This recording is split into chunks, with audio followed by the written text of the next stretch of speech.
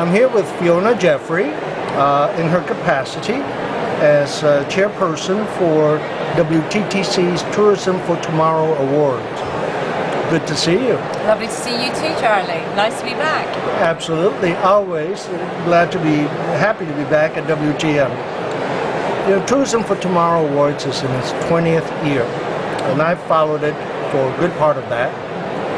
The winners receive a lot of publicity and recognition. I'm just curious what kind of stories you might have heard about the winning. What does that do for the winner in terms of motivating them more to do more towards their sustainability, or motivating others who hear about them and moving forward with their sustainability program?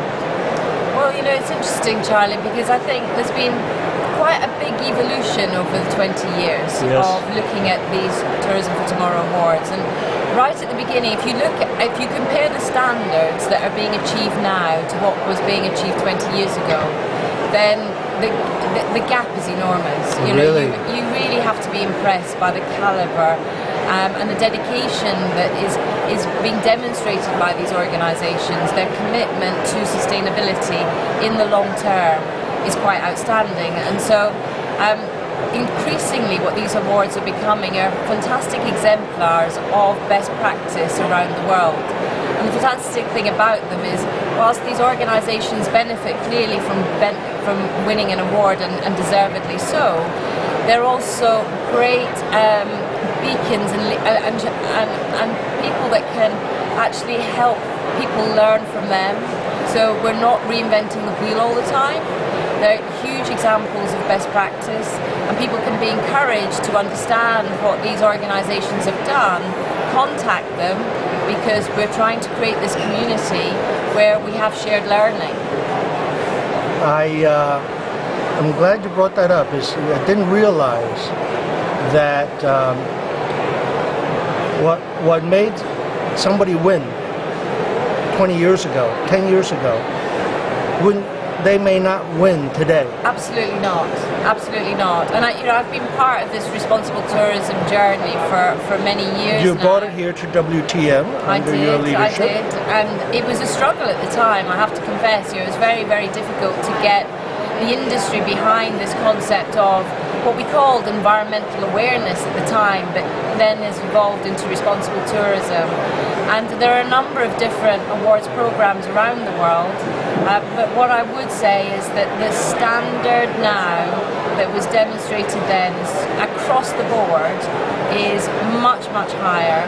And we take great pride in Tourism for Tomorrow, because with our awards, all of them get a direct visit. They are site visited, and there's no other awards program like that in the world. You have a whole team of judges who travel around on all the nominees and give it days of evaluation. Absolutely, and we see for ourselves exactly what's happening on the ground, and that's really, really important. Let's just take one example, community, or take one category that you like. Give an example of like what 10 years ago somebody would win on, and today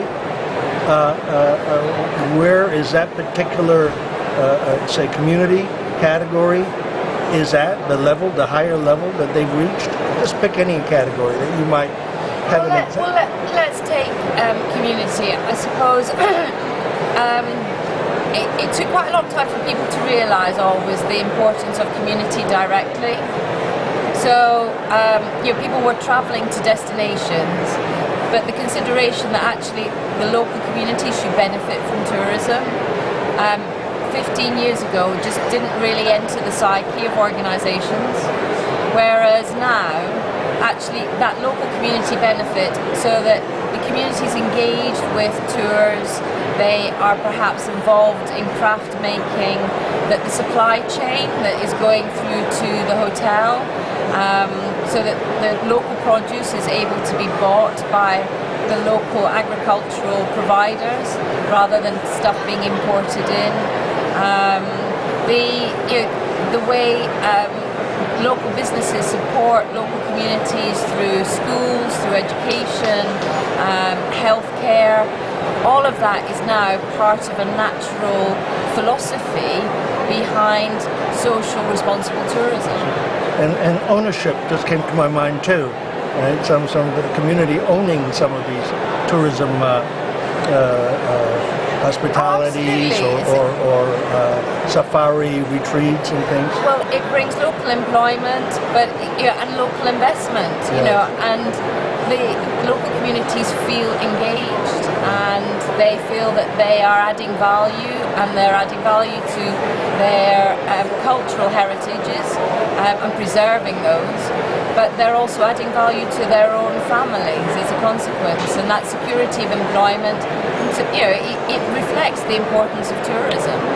I believe nominations are now open for 2016 Tourism for Tomorrow Awards. They are.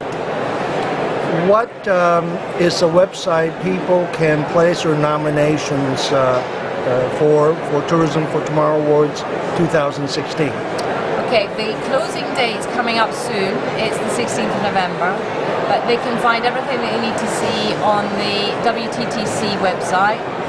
And that's WTTC.org. .org, yes. So go to WTTC.org. The closing date is the 16th of November, and we welcome all nominations from all over the world because we really want to encourage more responsible tourism business for the future. Thank you so much, Fiona. Our pleasure. Thank you very much for having us.